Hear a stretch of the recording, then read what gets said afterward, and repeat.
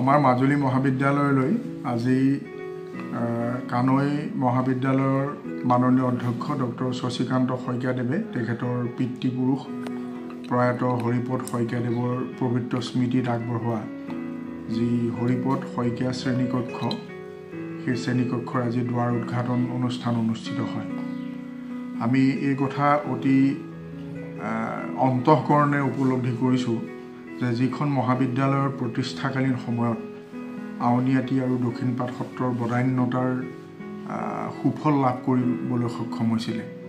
দুয়োখন সত্ৰই দুটা বৃহৎ বিল্ডিং ভৱন দান কৰি তেখেতসকলৰ বদান্যতাৰ পৰিচয় জ্ঞাপন কৰিছিলে আৰু পৰৱৰ্তী সময়তো বিভিন্নজনে এই মহাবিদ্যালয়লৈ বিভিন্ন ক্ষেত্ৰত বিশিষ্ট বৰঙণি আগবঢ়াই আহিছে। এই সকলোবিলাক বৰঙণিৰ মাজতে ডক্টৰ শশীকান্ত শইকীয়া মহোদয়ে তেখেতৰ বদান্যতা প্ৰকাশ কৰি পিতৃপুৰুষৰ নামত যি শ্ৰেণীকক্ষ দান কৰিলে সেইটোৱে আমাৰ মাজুলীৰ যিসকল দৰিদ্ৰ ছাত্ৰ ছাত্ৰী তেওঁবিলাকক বিশেষভাৱে উপকৃত কৰিব। মই মহাবিদ্যালয়ৰ তৰফে আৰু মাজুলীবাসীৰ হৈ ডক্টৰ শইকীয়াদেৱৰ এই বদান্যতাৰ প্ৰতি কৃতজ্ঞতা প্ৰকাশ কৰিছোঁ আৰু তেখেতৰ সুস্বাস্থ্য আৰু দীৰ্ঘ জীৱন কামনা কৰাৰ কাৰণে এটা উল্লেখযোগ্য ঐতিহাসিক দিন বুলি আমি গণ্য কৰিছোঁ। ইতিমধ্যে কেশৱৰাম বৰা প্ৰমুখ্যে বহুকেইজন লোক কৃষ্ণকান্ত গোস্বামী আৰু প্ৰতিষ্ঠাপক অধ্যক্ষ অতুল চন্দ্ৰ গোস্বামী ছাৰৰ অশেষ কষ্টৰ বিনিময়ত মাজুলীবাসী ৰাইজৰ আশা সধিয়া প্ৰচেষ্টাত গঢ় লৈ উঠা প্ৰলয়ংকৰী বানৰ মাজত জন্ম লোৱা মাজুলী মহাবিদ্যালয়খনে এতিয়া এটা সুন্দৰ জাতিষ্কাৰ ৰূপ লাভ কৰিছে।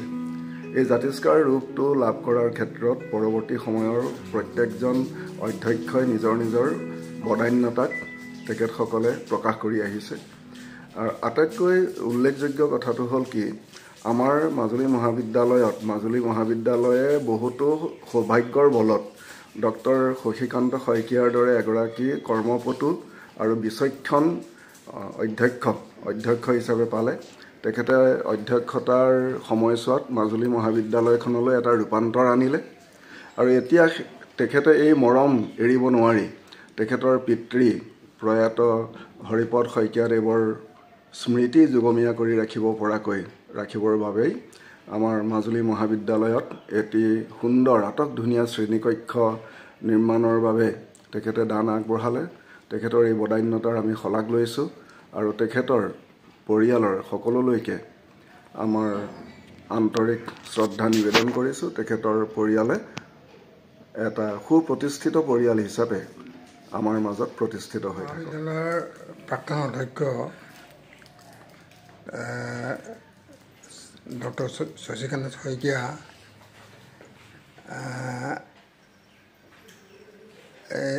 শইকীয়াদেৱে এটা প্ৰীতি চিনস্বৰূপে এটা আৰ্থিক অনুদান আগবঢ়াইছে কলেজলৈ।